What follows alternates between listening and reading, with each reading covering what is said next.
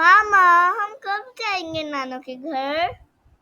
बेटा अभी हम बस स्टॉप पे पहुंच गए हैं, बस आने वाली है। वो देखो सामने से बस आ रही है। ये हम नानू घर जाएंगे, हम नानू घर जाएंगे। हाँ, बस अभी बस में बैठ के नानू घर चले जाते हैं।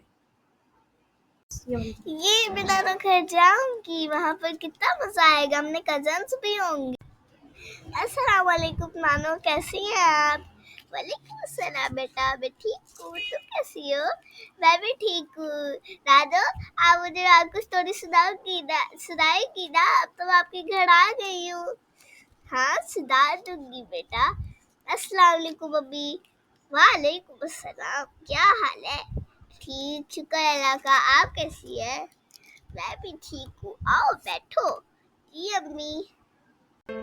Thanks for watching this video. बहुत बहुत शुक्रिया आप लोगों का। आप लोगों ने किड्स फन स्टोरी के चैनल पे वीडियोस इतनी फनी देखी, और भी हम फनी वीडियोस लाएंगे। आप लोगों का बहुत शुक्रिया, और हमारे चैनल को ज़रूर लाइक करें, शेयर करें, और thanks for watching this video. अल्लाह हाफिज़।